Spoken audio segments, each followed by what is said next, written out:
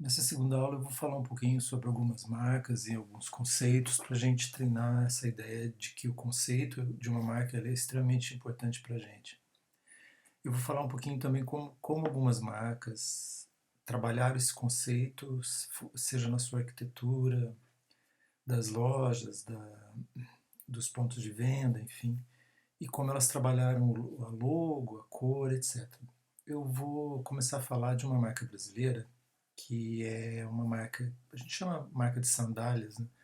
Mas ela é conhecida fundamentalmente pelos seus chinelos, que são as Havaianas. Essa é a concordância correta, mas hoje todo mundo fala errado, enfim, ficou. As Havaianas, elas pertenciam a um grupo chamado Alpargatas.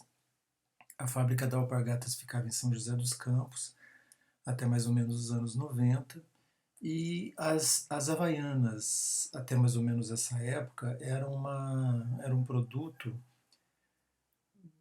basicamente direcionado para pessoas humildes, pessoas sem muitas posses. Então, por exemplo, a minha mãe, ela nunca usou Havaianas e ela não gostava muito que nós usássemos Havaianas. A gente usava Havaianas em casa e ela não permitia, por exemplo, que a gente fosse a algum lugar usando Havaianas. Ela mesma usava chinelos de couro, enfim. As Havaianas elas alcançaram um público bastante grande, e isso não é de hoje, faz muito tempo. E as pessoas assumiram que usar Havaianas poderia ser uma coisa bacana. A história das Havaianas é muito longa, ela dá uma aula inteira, não vou me deter sobre isso, mas valeriam alguns detalhes sobre essa marca. As Havaianas conseguiram burlar essa ideia de que o chinelo das Havaianas era um produto para pessoas pobres, né, pessoas mais humildes. E outras pessoas começaram a usar as Havaianas. As Havaianas investiram nas passarelas, investiram em estilistas, elas investiram também em lojas assim muito interessantes. Essa foto que vocês estão vendo nesse slide, ela é a loja das Havaianas na Oscar Freire. A Oscar Freire, ela pode ser uma rua hoje numa pequena decadência que ela está sofrendo devido a outras situações de mercado que eu não vou citar aqui agora, mas a Oscar Freire já foi assim a grande rua de produtos chiques da cidade de São Paulo. E as Havaianas compraram um terreno, fizeram uma loja, como vocês estão vendo, e para trazer para a marca algumas situações positivas, elas fizeram o seguinte: primeiro, elas contrataram um grande arquiteto para fazer a loja das Havaianas. Então, vocês estão vendo aí que é uma loja que tem um perfil aparentemente simples, não é. Esse conceito é um conceito que vem lá do concretismo brasileiro, que vem lá da arquitetura concreta brasileira. A arquitetura concreta brasileira teve o auge nos anos 1950 e 1960. Há vários arquitetos extremamente famosos desse período. O mais famoso arquiteto é o Oscar Niemeyer, mas a gente tem outros arquitetos importantes aí, inclusive ganhadores de prêmios internacionais, como Pritzker. E essa loja ela foi feita com esse conceito concreto, embora o concreto não seja aparente aí, ela não é uma loja brutalista, ele é muito simples no seu design. Então vocês estão vendo aí um retângulo branco e tem vidro na frente e logo na frente você tem o nome das Havaianas com essa fonte que as Havaianas criaram para elas, para essa marca. A loja ela desce alguns degraus e aí tem um pátio interno que é feito em petit pavé. O petit pavé também é outro elemento da arquitetura brasileira. E no próximo slide eu vou continuar essa explicação do como que as Havaianas conseguiram uma guinada na marca e no produto e o que elas fizeram para chegar até aí.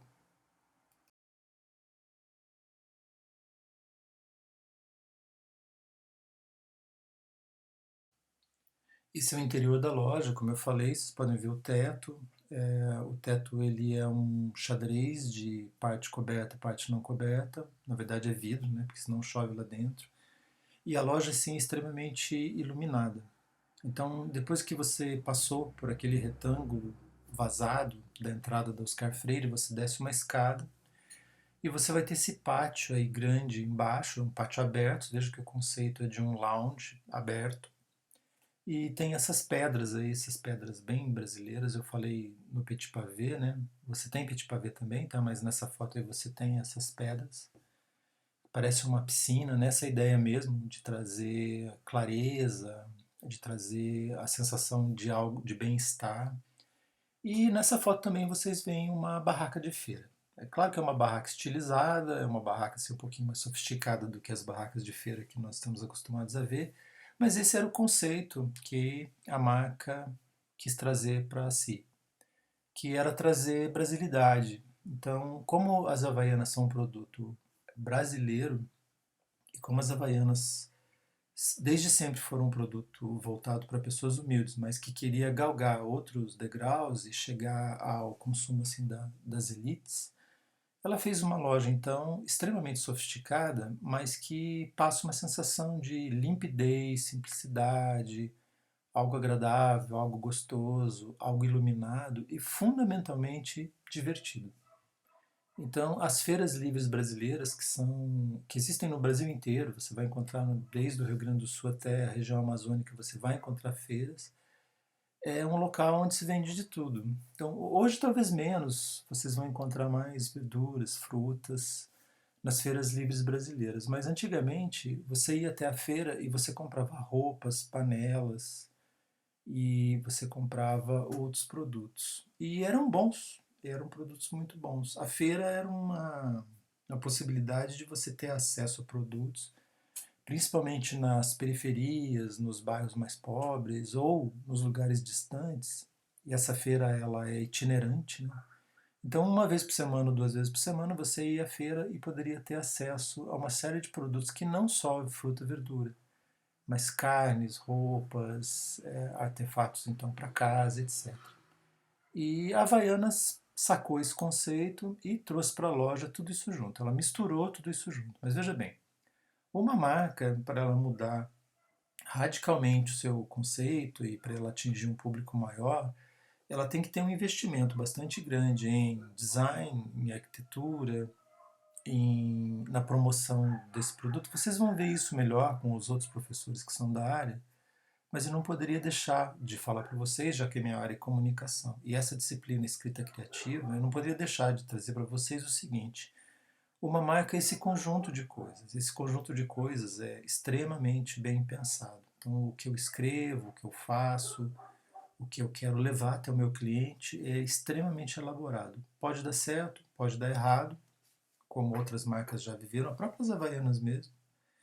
Mas assim, no caso das delas, isso deu muito certo, porque hoje em dia qualquer pessoa usa Havaianas e você vai ter as Havaianas dentro de um shopping, você vai ter dentro em lojas de rua, você vai ter em supermercado e você pode comprar, por exemplo, um chinelo tradicional das Havaianas, preto, azul, amarelo, e também você pode comprar chinelos especiais das Havaianas que são pensados por estilistas contratados pela marca. Então, quem não conhece essa loja das Havaianas, quando você for a São Paulo, visite essa loja para você ver como que as Havaianas pensaram o conceito dela nessa loja que é uma das mais bonitas da Oscar Freire. Aproveitando lá, não muito longe, visite também a Melissa e verifique como que a Melissa passou por um caminho parecido e também fez uma loja bastante bacana. A loja da Melissa é uma loja assim, extremamente diferente dessa, é mais conceitual, mas é interessante para você entender como é que o mercado funciona.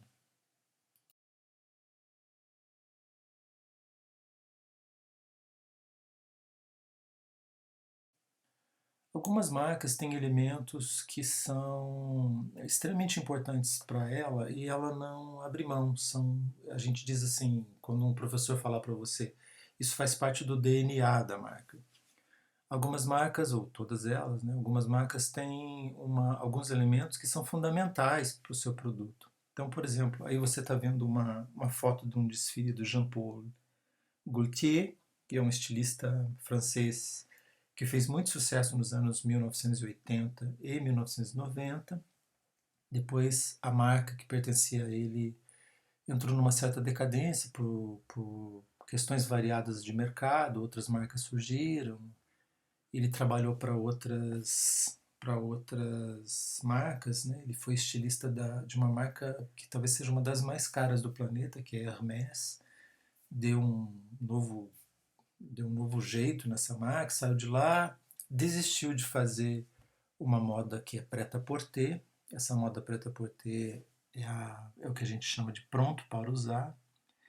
E ele resolveu investir na alta costura, que em francês é haute couture.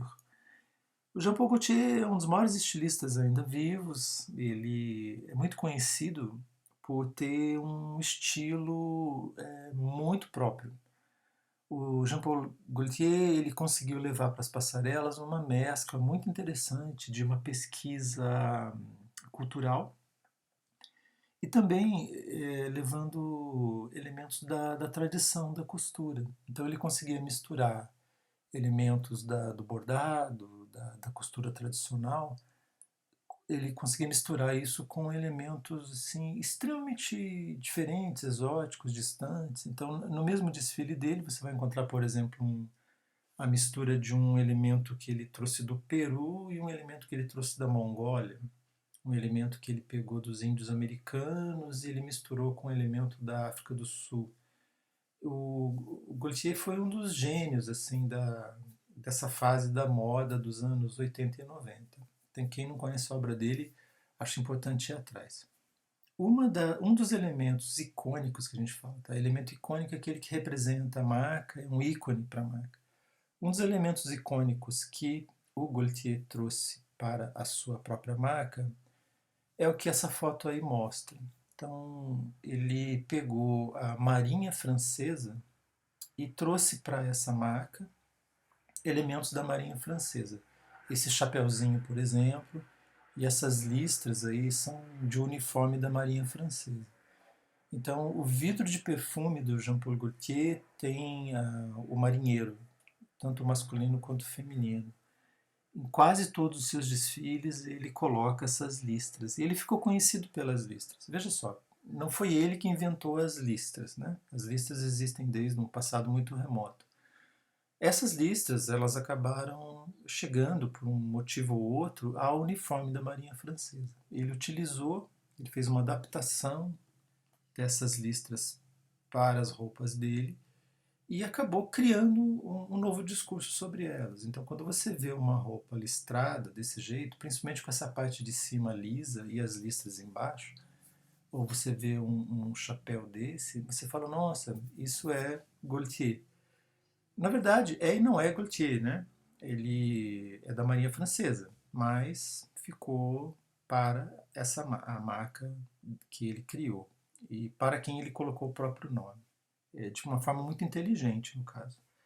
Então, assim, ó, uma coisa muito importante que eu já digo de cara para vocês é: uma marca não pode perder as características do seu DNA. Algo fundamental para uma marca é manter essas características fundamentais. Então, no caso da Gaultier, é esse elemento que ele trouxe da Marinha Francesa. No caso lá da Louis Vuitton, o seu próprio logo, a cor. No caso da Burberry, aquele xadrez famoso que a Burberry vive mudando, mas ela mantém o xadrez. Volta e meia ela traz uma coleção, mudando um pouquinho o xadrez, voltando a um xadrez dos anos 1960. Mas você olha e diz, nossa, isso é Burberry. Né? Esse xadrez pode ser copiado, mas ele se transformou num xadrez Burberry. Da mesma maneira, então, a Louis Vuitton, o Jean Paul Gaultier, etc.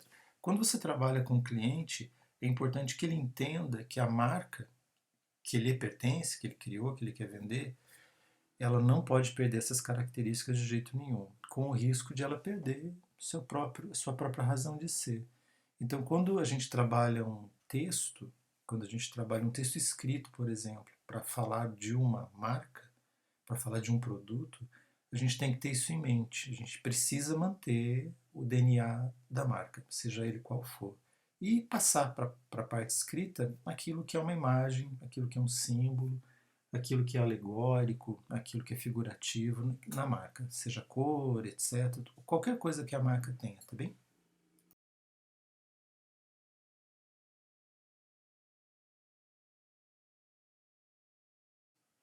Como eu estava falando, as marcas têm um DNA.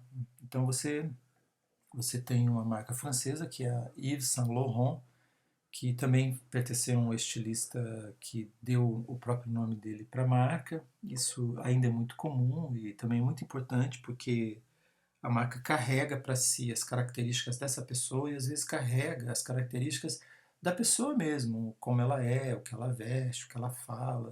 Isso é muito importante. E principalmente no caso do Yves Saint Laurent, que foi uma pessoa assim, muito especial e com características muito marcantes. O Saint Laurent foi um dos últimos grandes estilistas do século XX. Eu costumo dizer, isso sou eu que estou dizendo, ok? Eu assumo os riscos de dizer o que eu vou dizer. Eu digo que ele foi um dos os últimos grandes estilistas do século XX, porque, embora a gente tenha hoje grandes criadores, nós temos grandes profissionais, ele foi um dos últimos a morrer com a marca. Ele morreu e a marca acabaria sem a presença dele. O seu companheiro, e ele já tinha deixado isso em testamento, eles venderam a marca, a Yves Saint Laurent, para um grande grupo, mas o Saint Laurent não existe mais. E por que ele foi um grande criador e foi um dos maiores criadores do século XX? Porque esses grandes criadores do século XX, posso citar aqui alguns, a Madame Chanel, o Balenciaga, o Christian Dior e o Yves Saint Laurent, eles mudaram, eles conseguiram alterar o corpo da mulher, o perfil do corpo da mulher, o que a mulher usava.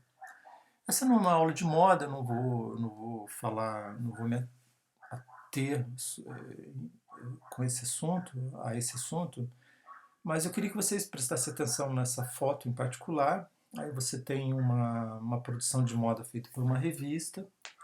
E no caso, a marca Yves Saint Laurent contratou um fotógrafo também, que foi um dos maiores fotógrafos, se não o maior fotógrafo de moda do século passado, que é o Helmut Newton. O que o Newton fez? Né? Ele fotografou essa mulher numa rua. Você pode ver que a rua é meio feia, né? Parece que choveu, ou está meio suja, ou é de noite, não sei. E ela está numa posição mais ou menos masculina.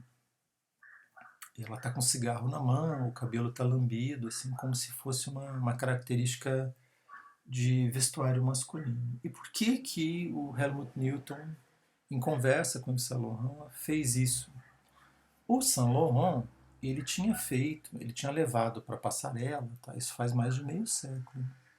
Ele tinha levado para a passarela, pela primeira vez, não que as mulheres não tivessem usado roupas masculinas antes, na década de 20, 30, 40, por motivos diferentes.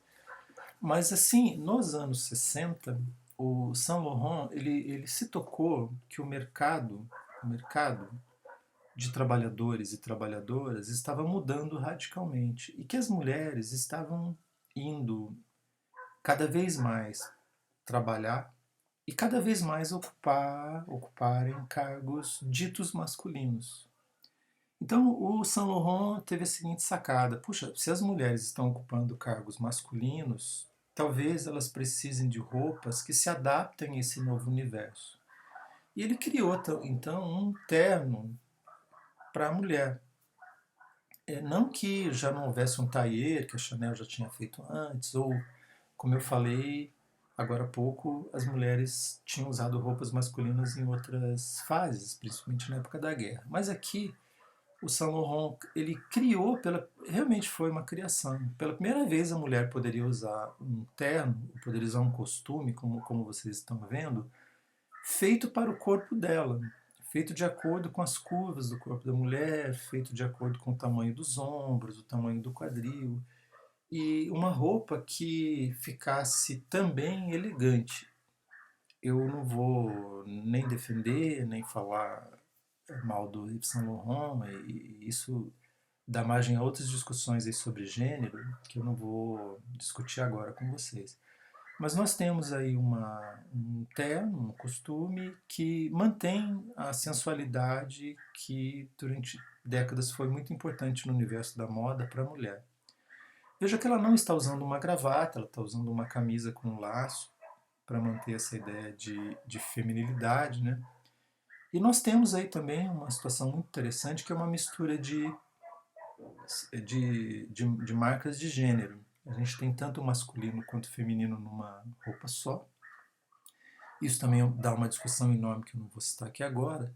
Mas assim, onde eu quero chegar? Quero chegar ao seguinte, que algumas marcas, elas têm grandes sacadas, mas essas sacadas elas não vêm do nada. Elas vêm da grande observação do mercado. Então, quando uma marca observa o mercado, ela vê, ela percebe o quanto esse mercado, para onde esse mercado está indo. Eu também não vou falar aqui em tendências, porque esse assunto é um assunto que não acabaria nunca, a gente ficaria aqui até dezembro discutindo isso. Mas o mercado verifica isso, os caminhos que o mercado segue, e ela consegue então devolver esse mercado as necessidades que ele tem. E por isso a genialidade do Saint Laurent. Você pode não gostar das roupas do Saint Laurent, você pode criticar essa ideia dele de fazer um terno feminino que, que mantivesse a sensualidade da mulher, mas uma coisa você não pode negar. Ele soube olhar o mercado como poucos estilistas fizeram. Então daí a grandiosidade dele. E para gente, para vocês que são da publicidade, assim, sempre que você trabalha com uma marca, eu tinha falado anteriormente, no slide anterior, pensar no DNA dela, mas olhando o mercado e verificando o que o mercado está precisando naquele momento. Senão a marca vai tender a ficar no obscurantismo ou a não atender mais às necessidades desse mesmo mercado.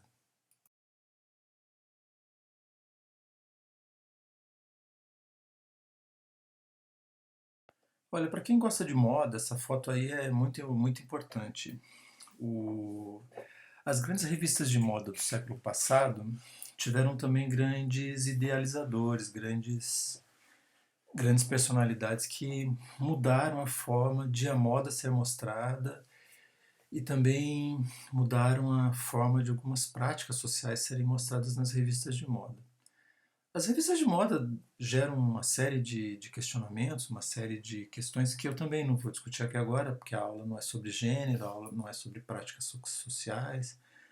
Outro dia a gente conversa sobre isso, ou prepara um curso sobre isso, ou mais para frente a gente volta a falar desse assunto. O que eu queria mostrar aqui para vocês com essa foto em particular é que, por exemplo, nos Estados Unidos houve uma editora de revistas femininas chamada Diana Vreeland. Só um pouquinho a minha gata aqui, ela veio fazer uma visita. A Diana Vreeland, ela queria que os editoriais de moda eles fossem diferenciados. Ela não queria mais os editoriais de moda em que você colocava uma modelo vestida com a roupa de uma marca qualquer e ela fotografava essa modelo no estúdio. Ou se a foto era feita externamente, fora do estúdio, ela era muito marcada, assim, a modelo ficava dura, a modelo ficava parada e o enfoque era a roupa. Então, a partir dos anos 60, principalmente, surgiram editoras como a Diana Vreeland e surgiram também fotógrafos como o Helmut Newton, que nem tinha começado no mundo da moda, acho que não era o objetivo dele trabalhar com moda em particular, mas ele acabou sendo famoso por causa disso. E o objetivo dessas pessoas era fazer novos editoriais de moda, trazer para a marca, trazer para as revistas, porque a revista também é um produto, não esqueça disso, um produto importante para o mercado. E a ideia era trazer então algo diferente, algo curioso, algo que chamasse atenção, mas não de uma forma caricata ou besta, ou que em vez de levantar a marca, rebaixasse a marca. E aí, nessa foto em particular, que é uma foto muito famosa, nós temos uma situação bastante curiosa, né? A modelo, que está ricamente trajada, ela está usando um vestido que hoje custaria assim, vários milhares de euros, mas ela está num lugar bem podrão, né? Onde ficam os elefantes. Deve imaginar que ali existem as fezes dos elefantes, o cheiro é bastante forte. A outra situação curiosa nessa foto, porque o movimento que a modelo faz acompanha um pouco o movimento das trombas do elefante. Então você tem uma composição aí de imagem muito curiosa e muito feliz também do Helmut Newton. O Helmut Newton ficou famoso por fotografar as modelos nuas, por exemplo, ou fotografar as modelos, sendo que o que menos interessava ali era a roupa das modelos. E ele estava vendendo moda, né? Estava vendendo justamente roupa. Então nós temos a seguinte situação. O que eu queria dizer para vocês, em complemento ao slide anterior e ao outro anterior ao anterior, que é o seguinte: as marcas elas não podem ficar mortas na história. Se uma marca ficar morta na história vendendo o mesmo discurso que vendia na década passada ou na outra década, a tendência é ela não ter mais interesse, porque o público também muda. As práticas sociais vão mudando, algumas de forma mais lenta, outras de forma mais rápida. Mas nós vivemos numa época, pela internet, por outros motivos, em que as mudanças elas são mais dramáticas, elas são mais rápidas. Então as marcas elas precisam se reinventar. Então, ao mesmo tempo, olha, preste atenção naquilo que eu vou dizer, isso é muito importante. Ao mesmo tempo que uma marca não pode perder o seu DNA, com o risco dela falir, ou de não ter mais interesse para as pessoas, ela tem que manter o seu DNA, mas trazer outros discursos, trazer outras formas de representação, sem os quais ela também não vai para frente. Então, a grande mudança que ocorreu no século passado, eu falei que ocorreu lá nos anos 60, mais ou menos, ou depois dos anos 50, 60, 70, foi que editores de famosas revistas de moda, principalmente a Vogue, a Harper's Bazaar e outras, trouxeram uma nova maneira de falar desse tipo de produto, roupa, acessórios, etc. E houve também a entrada nesse mercado de grandes fotógrafos como Helmut Newton, não estou dizendo que começou com ele, nem que terminou com ele, mas de grandes fotógrafos que conseguiram também trazer algo novo para essas marcas. Então, isso aconteceu com todas as marcas. Né? Então, se eu tinha lá a Chanel, a Dior, eu estou falando das grandes marcas francesas, tá? Chanel, a Dior, a Saint Laurent, que faziam um desfile, faziam uma propaganda da sua própria marca assim, muito careta, elas tiveram que mudar, porque senão a tendência ali era elas falirem. Algumas marcas elas passaram por um período bastante ruim. Então, eu vou citar duas, né? Por incrível que pareça. Tanto a Prada quanto a Gucci ficaram assim umas 2 ou 3 décadas num limbo. Até que lá, no começo dos anos 90, houve uma grande mudança.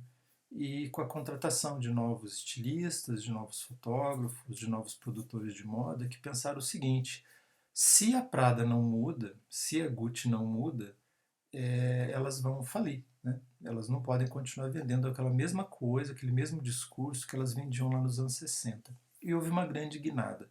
Hoje a Prada e a Gucci são duas das grandes marcas, das mais poderosas do planeta, porque houve essa preocupação.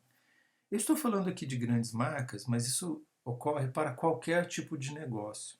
Se você tem um boteco, se você tem um bar, se você tem uma loja pequena de rua, se você tem uma padaria, se você tem uma marca pequena mesmo, se você vende doces artesanais, qualquer coisa que você venda, você vai ter que pensar nisso, com o risco de, se você não pensa nisso e traz algo de novo, de interessante para a marca, ela perde totalmente o interesse, vai perder clientela e a tendência é ela ir ladeira abaixo. Então, as marcas precisam pensar em coisas bacanas, criativas, mas fundamentalmente que dialoguem com as pessoas do seu meio, as pessoas da sua época, certo?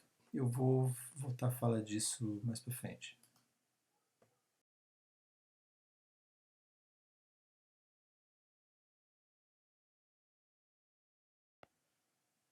Como eu falei antes, não se trata de uma aula de moda, né? Mas eu queria falar algumas palavras sobre a Dior e vou casar com o slide que vem na sequência. Então, o Christian Dior foi um dos grandes estilistas também do século passado, como eu já tinha dito no slide aí atrás.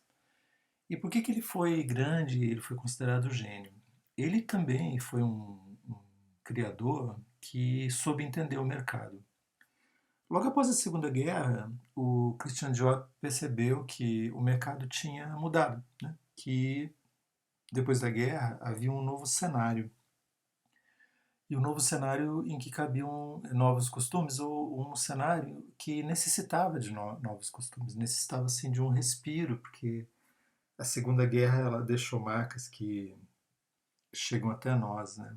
Deixaram marcas terríveis. Fosse pelos campos de concentração na Europa, as bombas em Hiroshima e Nagasaki, a situação que se construiu depois da guerra na África e nas colônias, a queda do Império Britânico e a subida cada vez maior dos Estados Unidos, o surgimento de novas nações que na verdade eram milenares, mas elas estavam surgindo ali como novas repúblicas, o caso da Índia, do Paquistão. Ele percebeu tudo isso, percebeu que havia um cenário nos Estados Unidos, na Europa, enfim, na verdade no mundo inteiro.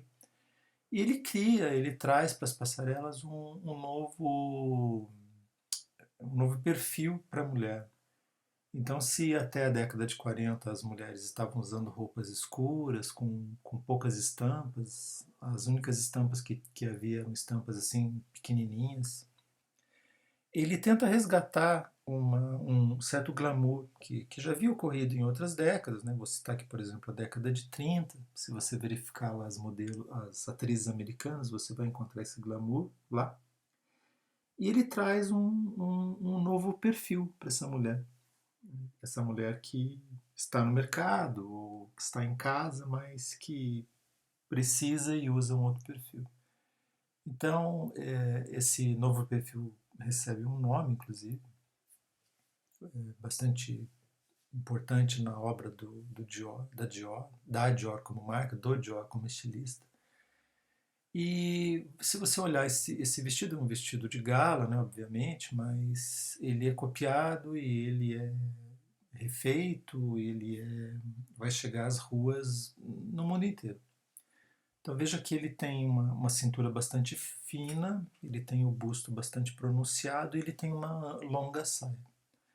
Para vocês terem uma ideia, a minha mãe me contava que quando ela ia fazer saias nos anos 50, ela sentava no chão, a costureira colocava o tecido em torno dela, tá fazendo um círculo gigante em torno da mulher levantava, a costureira simplesmente pegava aquele tecido imenso, iam vários metros de tecido ali, a costureira colocava uma cintura, costurava, fazia o acabamento e criava uma saia gigante que ficou a marca dos anos 1950. Então assim, eu tinha falado depois, antes, né, que as marcas têm o seu DNA e características importantes, características relevantes para cada uma delas.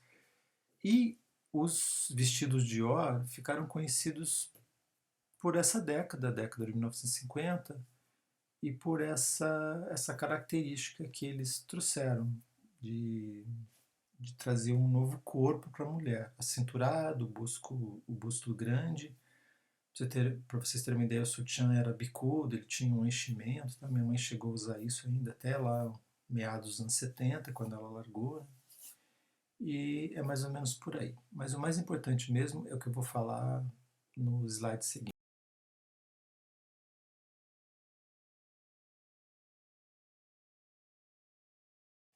Retomando um pouquinho o slide anterior, aquele novo perfil que o Dior tinha trazido para as mulheres justamente recebeu esse nome em inglês de New Look. Então, o New Look era um look, né, que deixava a mulher assim, bastante sensual. Outra hora eu discuto, na próxima aula eu vou trazer propagandas dos anos 50, eu vou falar dessa mulher dos anos 50 para vocês, não é o objetivo da aula de hoje, mas eu queria trazer uma informação mais importante para essa aula em particular, que é o seguinte. A Dior, ela também precisou refazer o seu percurso. Os anos 50 passaram, vieram os anos 60, 70, 80, né? Hoje nós já estamos né, na segunda década entrando na terceira década do século XXI. E a Dior ela precisou reinventar-se. Então ela contratou diversos estilistas a partir dos anos 70. Um muito importante foi o Gianfranco Ferré, que faleceu meio cedo, assim, infelizmente, saiu da marca. Mas assim, o grande estilista que mudou a Dior é o John Galliano, certamente. O John Galliano é um estilista inglês, mas que nasceu em Gibraltar, e ele foi contratado pela Dior, infelizmente foi demitido numa situação assim, bastante ruim da Dior, uns anos atrás, mas ele conseguiu aquilo que eu aquilo que eu já citei aqui várias vezes nessa aula. Ele conseguiu manter o DNA da marca, que é luxo, glamour, sensualidade, um certo exagero também que a marca tem, mas ele conseguiu trazer para a marca uma novidade. Ele levou, como poucos estilistas do século passado e no começo desse século, ele levou o exagero da Dior ao, a, até onde ele pôde, assim, ao infinito. Então, os desfiles do Galliano eram extremamente exagerados. A Dior contratava aquelas modelos mais caras do planeta, lá, pagava o peso delas em ouro para cada desfile. Os desfiles usavam os tecidos mais nobres, os bordados mais requintados. E eram vestidos geralmente para você não usar. Então a Dior, assim como a Chanel, ela descobriu o desfile show. Então muita gente olha esses desfiles e diz aquilo que é lugar comum, né? Ah, meu Deus, quem que vai usar uma coisa dessa? Olha, ninguém vai usar uma coisa dessa. Ou uma cantora, uma atriz vai usar uma roupa dessa, por exemplo, num baile lá como o do Met, aquele baile famoso em Nova York, que ocorre uma vez por ano, né, em que as pessoas vestem coisas extravagantes porque tem uma temática. Ou esses vestidos vão ser adaptados, por exemplo, para a entrega do Oscar, para a entrega do Grammy, ou para a entrega de um prêmio em Cannes ou em Berlim, onde esses vestidos são usados. Mas a ideia não é que as mulheres usem esses vestidos do jeito que eles estão na passarela, eles vão ser adaptados. Esse mercado da Dior, esse mercado da Chanel, esse mercado, enfim, da Hermès, da Louis Vuitton, da Saint Laurent, eles vão colocar na passarela tecidos, pedrarias, acessórios que as pessoas vão usar, maquiagem, produtos para o cabelo, produtos para os pés, bolsas, etc. E é isso que as marcas vão vender. Outro dia eu falo para vocês só da situação do perfume, do batom, do esmalte de unha, mas hoje eu queria dizer o seguinte, que as marcas, vou repetir, elas precisam se reinventar. Se elas não se reinventam, elas acabam morrendo na praia.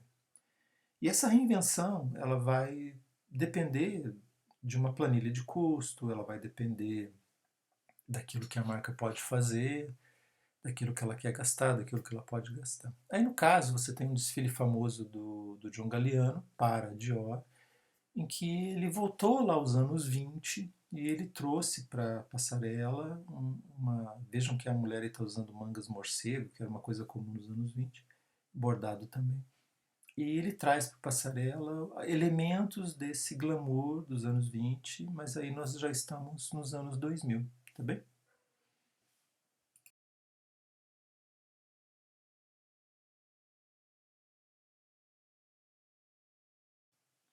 A palavra que eu não lembrava antes era paroxismo. O Galeano ele traz para a passarela o exagero elevado ao grau maior, assim, até chegar num paroxismo.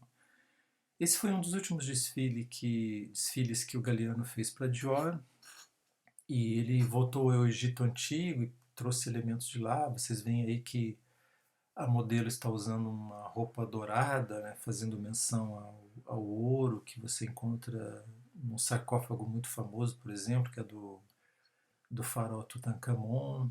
A modelo está usando uma coroa do Alto e do Baixo Egito, ela está usando aquela barba postiça que os faraós deveriam usar, ou com a qual eles eram representados, mostrando assim a sua dignidade.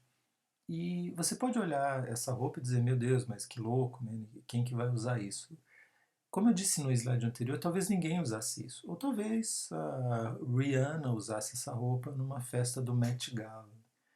Mas como eu falei, a ideia não é usar essa roupa, a ideia é vender o que essa roupa representa, vender o conjunto de símbolos que a marca tem, o conjunto de identidade que essa marca quer passar para o seu cliente. E se eu não for usar essa roupa, e se eu não tiver dinheiro também para comprar os produtos mais caros dessa marca, que são os vestidos de alta costura, as bolsas mais caras, as joias, eu vou comprar aquilo que meu bolso pode. Então eu vou comprar um batom, eu vou comprar uma base, eu vou comprar o esmalte de unha, que são os produtos mais baratos e mais acessíveis da marca. E que não são exatamente muito baratos, né? Você pode reparar que a moça, a modelo, está usando uma maquiagem tão pesada que você não consegue saber nem que modelo é. Havia até algo irônico nesses desfiles da Dior, que as pessoas falavam o seguinte: nossa, a Dior contratou as modelos mais caras do mundo, a Gisele Bündchen, ou a Crawford, ou enfim, outras modelos caríssimas, mas você, na passarela, não sabia quem era quem direito, porque às vezes elas usavam uma máscara. E isso é um pouco irônico, né? Mas ali, sem as pessoas comuns saberem, a Dior estava vendendo maquiagem, enfim. Você não sente o cheiro da modelo, né? Mas a Dior também está vendendo perfumes. Essas grandes marcas, elas não vivem da venda dos grandes vestidos, que custam 300 mil euros, 400 mil euros, ou enfim, um pouco menos. As grandes marcas vivem das pequenas vendas. O esmalte, o perfume, o batom, a base e etc. É ali que elas ganham dinheiro no mundo todo.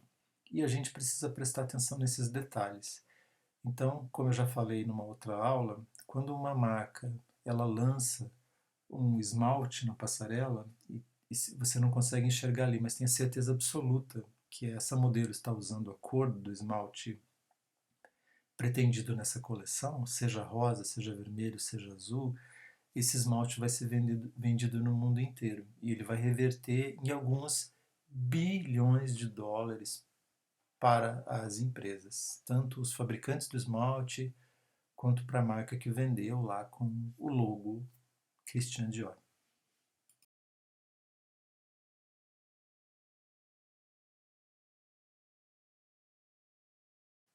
Você pode não gostar da Madonna ou você fatalmente é de uma geração que não cresceu com a Madonna, né? Quando você nasceu, a Madonna já fazia sucesso. Então, o primeiro disco da Madonna, que realmente estourou no mundo inteiro, ele já completou 30 anos, né? Ou seja, tem bem mais que a sua idade. Mas eu costumo falar da Madonna porque a Madonna é um produto por ela mesma. E ela foi uma das poucas personalidades do showbiz nas últimas décadas que soube utilizar para esse produto chamado Madonna tudo que havia de melhor no mercado. Não estou dizendo também que você precisa gostar do que ela fez, mas eu queria dar alguns exemplos do que a Madonna fez de uma forma muito inteligente. A Madonna fez o seguinte: primeiro, ela contratou grandes produtores musicais, né? Então ela não fazia os discos sozinha. E se ela era uma má letrista, ela trabalhava com um letrista bom que pudesse auxiliá-la na produção das letras das suas músicas. E contratou produtores de som e produtores musicais que eram os melhores do planeta. Ela trabalhou assim simplesmente com os melhores produtores de todos os tempos. Outra coisa que a Madonna fez, ela soube fazer isso muito bem, ela sempre trabalhou com estilistas que eram os melhores do mundo. Então, num dos shows mais famosos que a Madonna fez, e vocês devem conhecer um bustier que ela usou, que era bicudo, que é copiado até hoje em várias situações, ou quando a Madonna traz lá, depois do disco Like a Prayer, ou durante o disco Like a Prayer, uma roupa um pouco masculinizada, ela já estava antecipando algumas discussões que hoje são muito comuns, que é o não binarismo e discussões atuais sobre sexualidade, etc. E quem que ela contrata? Ela contrata o Jean-Paul Gaultier, nada mais nada menos, que era o maior estilista vivo da época dela. E ela não trabalhou só com o Gaultier, ela trabalhou com a Armani, ela trabalhou com a dupla Dolce Gabbana, ela trabalhou com outros estilistas. Fora isso, ela lidou com os maiores cabeleireiros, os maiores maquiadores, os maiores produtores de moda do seu tempo. A gente não vê esses nomes, tá? Mas eles fazem parte da carreira dela e ela tem um agradecimento muito grande para esses profissionais, porque a Madonna soube ganhar com o talento dos outros. Ela, sim, seria uma excelente gestora do seu próprio negócio. Ela sempre foi uma excelente gestora do seu próprio negócio, ela sempre lidou com o negócio dela com mão muito firme. Porque ela contratava as melhores pessoas, simplesmente assim. Então, esse conjunto de profissionais que sempre cercou a Madonna, e para quem ela pagou muito bem, ela pagou regiamente, eles fizeram a Madonna o que ela é. Então, o cabelo, a maquiagem, a roupa, a produção do show, a produção do disco, sempre foram assim muito bem pensados. E é assim que uma marca deve ser. A marca funciona com um conjunto de forças de vários profissionais de áreas distintas. Uma pessoa pode dominar muita coisa no mercado, tá? Ela pode entender de mercado, de venda, de pontos de venda, ela pode entender de uma série de coisas, mas ela não é capaz de gerir tudo isso sozinha. Então, um bom gestor, ele sabe lidar com o talento alheio e canalizar esse talento alheio para um bom resultado. E a Madonna fez isso durante muito tempo. Nunca se esqueça disso. A Madonna é um bom exemplo de negócio, mesmo que você não goste das músicas dela. Eu adoro.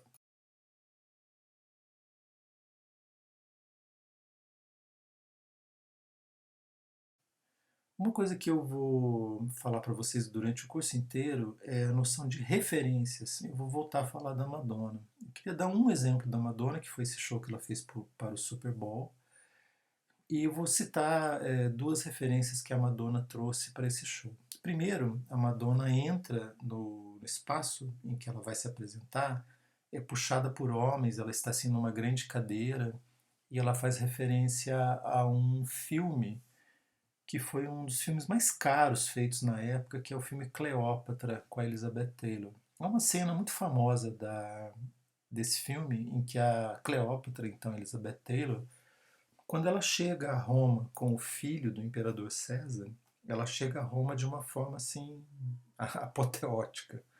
Ela é puxada por escravos e que puxam um grande carro onde ela está, com uma ou duas esfinges, daí ela desce triunfalmente, assim. Então, essa é a cena de um filme, não há exatamente um dado histórico que diga que Cleópatra chegou a Roma assim.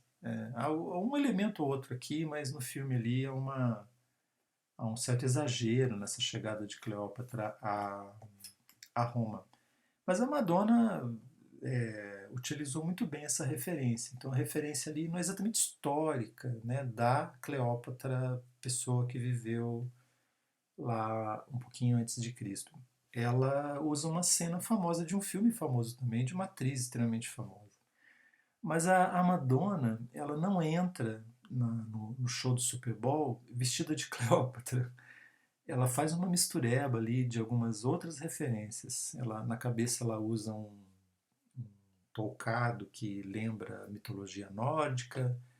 Depois ela vai tirando essas roupas, que isso é muito comum no show dela, e ela aparece com uma saia que é greco-romana, ali parece do exército romano. E até terminar o show lá com uma música que é gospel. Mas assim, onde eu quero chegar? Eu quero chegar ao seguinte, que eu não tenho um bom produto se eu também não tenho boas referências.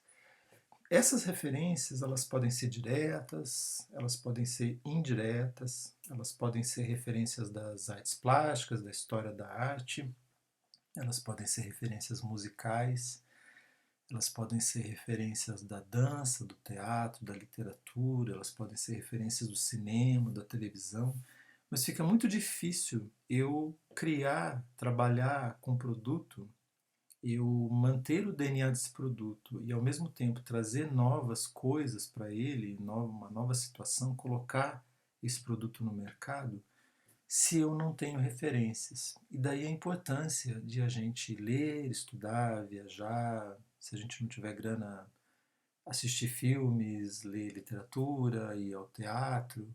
e fugir um pouco dos lugares comuns, né, de ouvir música popular demais ou de ler coisas que não têm muito interesse literário, não têm muito interesse de criação.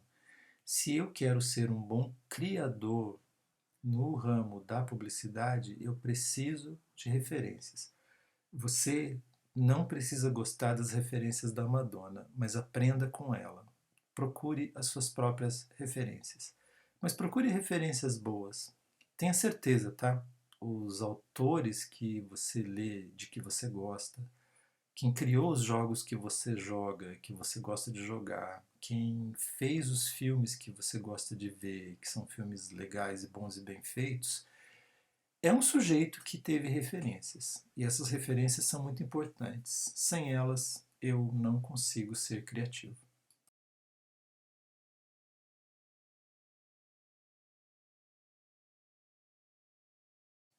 Aqui eu tenho um show, uma foto de um show da Madonna, em que ela traz referências diretas e indiretas, né? Primeiro, ela traz uma referência direta de uma personagem um pouco histórica, um pouco irreal, que é a Mata Hari. Quem fez as roupas desse show foi a dupla Dolce Gabbana, e a dupla Dolce Gabbana criou essa roupa que vocês estão vendo aí, principalmente esse shorts, que ficou muito famoso, foi copiado no mundo inteiro. Outro elemento que a Madonna usou durante a vida dela inteira, ela ainda usa, são essas botas, que foram também copiadas no mundo inteiro. As mulheres voltaram a usar bota depois dos anos 80 por conta da Madonna, tenho certeza disso. Não tenho medo de dizer que isso é verdade. Esse toucado que a Madonna está usando foi um tocado feito pela dupla Dolce Gabbana. A referência desse tocado é um ilustrador europeu francês do começo do século passado chamado Herté. Então, eu estou dizendo para vocês onde ele foi buscar isso. E a referência também é trazida de alguns elementos do sudoeste asiático. Vejam que o gesto aí que a Madonna está fazendo é um gesto meio Shiva, né, levantando uma das pernas, ela está unindo ali o dedo polegar com o indicador, que é um mudra. Então, nós temos aí uma série de referências.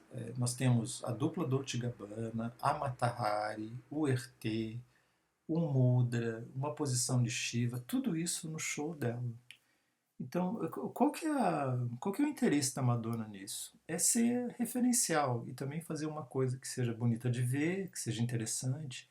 E mesmo que o sujeito não tenha essas referências, ele não conheça, não saiba reconhecer essas diferenças, ele vai olhar e dizer assim, well, né, uau, o que é isso, né? O que essa mulher está fazendo?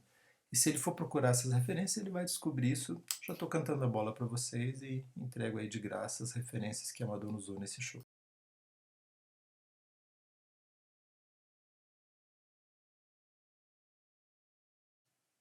Sempre que eu mostro essa propaganda para os meus alunos, às vezes eu não digo o que, que é, e eu peço para eles me dizerem, né, que produto que é.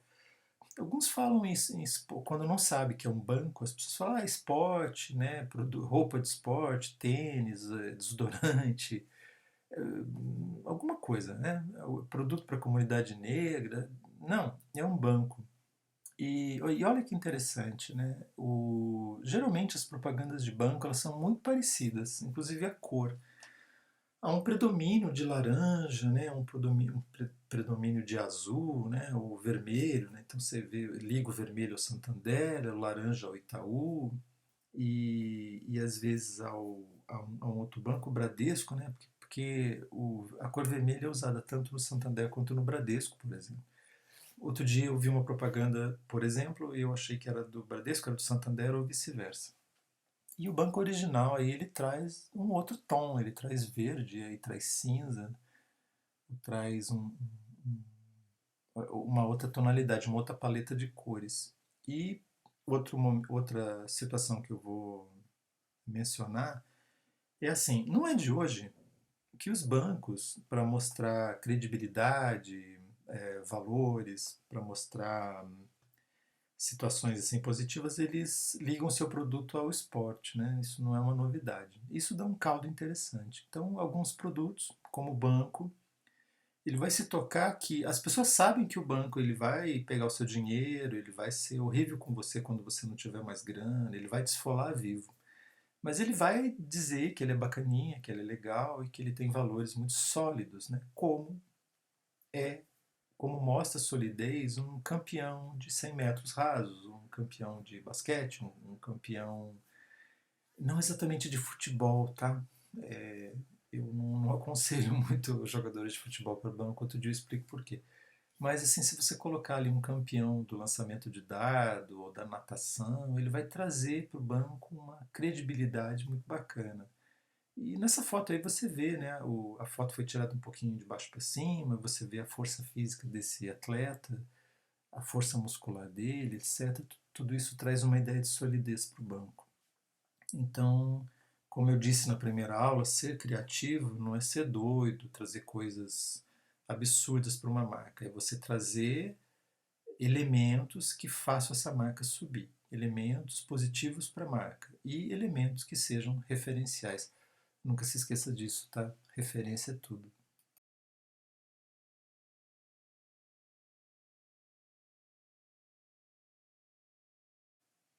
Agora eu vou fazer um exercício com vocês. Eu quero que vocês digam para mim, vocês podem fazer isso por escrito e me entregar pelo AVA ou mandar para o meu e-mail, não importa. Eu quero que vocês agora me contem o que vocês enxergam nos próximos dois slides. Nós temos aí duas propagandas de café, são duas propagandas extremamente diferentes. Uma é de um café Três Corações e outra de um outro café. E eu queria que vocês me explicassem o que essas duas marcas trouxeram para o seu produto como elementos visuais. Então eu quero que vocês verifiquem a cor, o que ela traz aí de fotografia que está por detrás do café ou não, quais cores que foram escolhidas para mostrar essas duas marcas de café, a que remete vocês essas duas marcas. E eu queria que vocês falassem também assim o que a marca quer vender com isso, né? As cores que ela usou, os elementos que ela usou. Reparem todos os elementos que vocês puderem, a fonte, as cores, a fotografia, se ela usou pedra, se ela usou madeira, se ela usou algo vegetal, o que vocês conseguirem enxergar, vocês me contem e depois eu volto a discutir isso com vocês.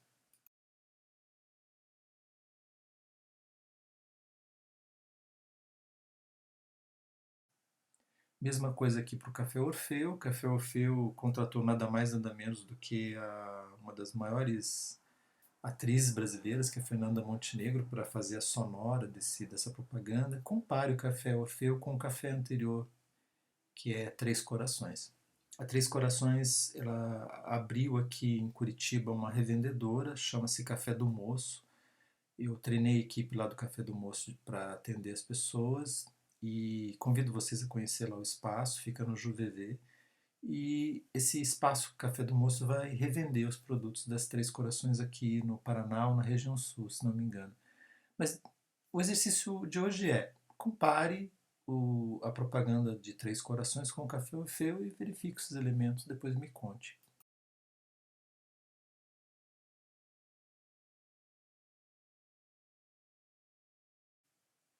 Aqui eu trouxe nos dois slides, esse slide e o posterior, aqui eu trouxe duas situações para vocês que são situações muito importantes para vocês lidarem com produtos.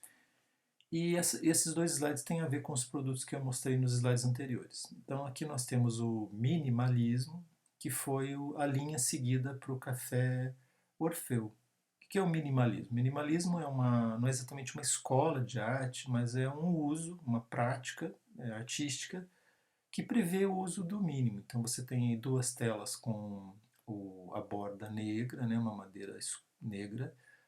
Fatalmente ali uma gravura, não dá para ver daqui, mas ela é muito sutil, tem um espaço branco enorme em torno dela. Você tem dois móveis aí, uma luminária e uma poltrona também muito simples, mas que são extremamente sofisticadas. O chão provavelmente seja de mármore Carrara. E assim, o minimalismo, ele não é, ele engana, porque ele não é barato, ele sai muito caro, porque os produtos que eu uso no minimalismo são produtos de qualidade e de sofisticação.